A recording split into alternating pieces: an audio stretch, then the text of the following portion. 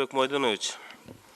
Мына өзүңүзгө белгилүү болгондой, 2016 жылдын 11 ноябрь айында номер 596 өкмөт тарабынан буйрук чыгып, 2009 жылга чейинки сууга тайдоо жерлерин салынып калган үйлөрдүн санын тактап, жерин трансформациялоо боюнча маселе коюлган. Ал маселе боюнча ведомстволук аралык комиссия түзүлүп, ал комиссияга 6 фракциядан 6 депутат катышканбыз. Biz комиссия мүчөлөрү болуп, бул маселени аябай тастыктап, жерине барып, көрүп, аягында персоналдаштырылган рестер түзүп, кол коюп 24 апрелде, дагы кайталап коюн, 24 апрелде өкмөткө өткөрүп бергенбиз. Ал материал өкмөттүн агрардык бөлүмүнө түшкөн.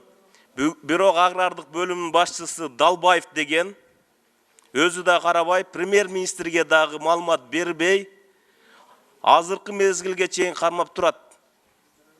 Эми биз бул маселени жогорку кеңеште көтөрүп, мыйзам долбоорун экинчи окууга алып кирели деп кат жолдосок, премьер-министрге тастыкталбаган тескери маалыматтарды берип, азыркы мезгилге чейин бул маселе тоскоолдук кылып каралбай турат экен.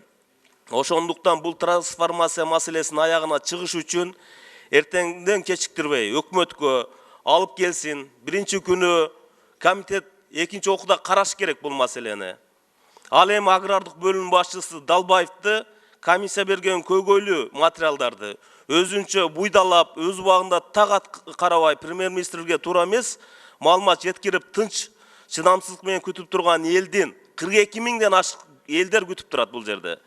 Кыжырына тийип маселени өз убактысында премьер-министрге жеткизбеген үчүн элеген кызматы боюнча чара көрүлсүн.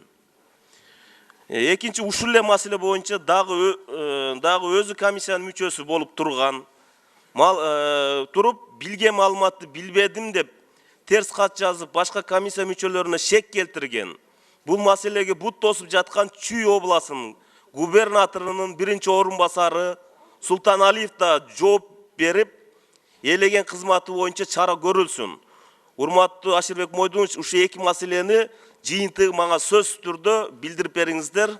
Андан сырткары мына ушу жерде калыс ордо дегенде 12 миңден 16 миңге чейин ушу жерде элдер жашат. 2003-2004төн бери булардын кызыл китеби жок.